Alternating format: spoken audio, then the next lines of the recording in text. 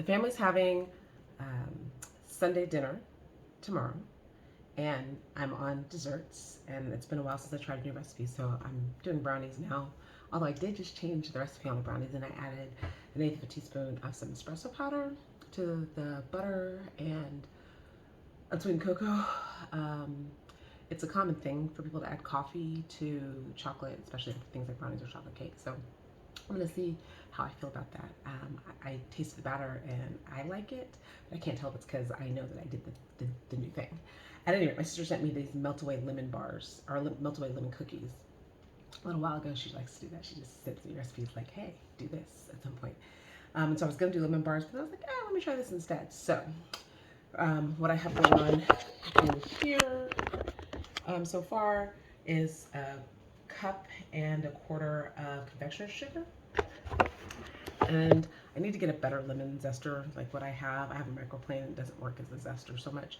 But I'm gonna try and get as much zest off this lemon as I possibly can, because the recipe actually only calls for 2 tablespoons of actual lemon juice, which gives me pause.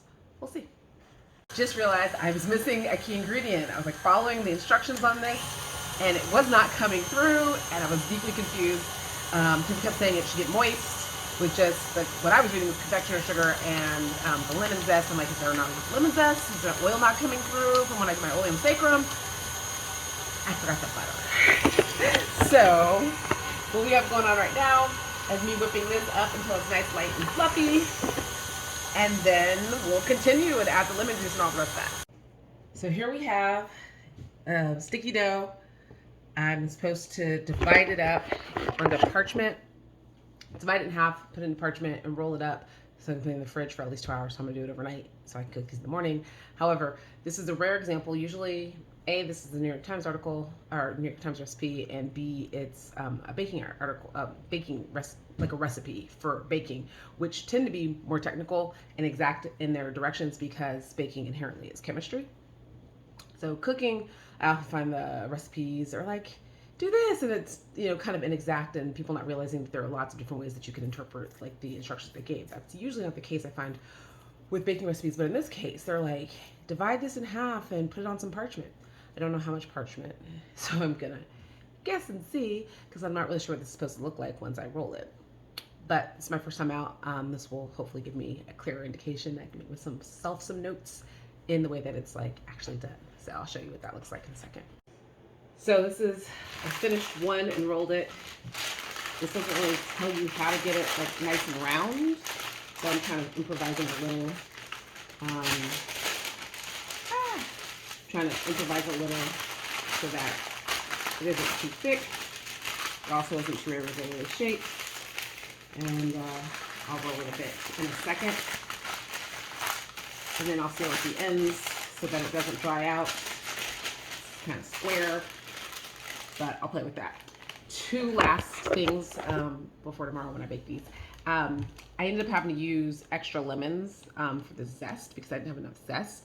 This means I need to find a use for these lemons like ASAP, because these probably won't last past tomorrow, if that. So that is one of the downsides to this, because, and maybe it's just that I don't have a good zester. The other thing is, this is the first baking recipe I've used that has cornstarch as like a main ingredient. There's a quarter of a cup of cornstarch in this, in addition to the flour. So we'll see how that turns out. I'm not quite sure whether that's like a flakiness thing, which is what I'm assuming. This is supposed to be really delicate cookies. So tomorrow we'll find out. I'm gonna put these in the fridge. These are the cooked version. I cut them out and baked them. It's clear that they should be like a little brown on the edges, but what I'm finding is that they're super brown on the bottom, so I need to play with that. They are also very, like some of them just like broke off. Okay, these are delicious. They are super light and they're fragile because this one like cracked. And they do melt in your mouth. They're like lemon infused shortbread. These are a delight. I could see with tea. I could also see eating your weight in them because they're buttery and light in texture. And oh my God, these are so delicious. I highly recommend these.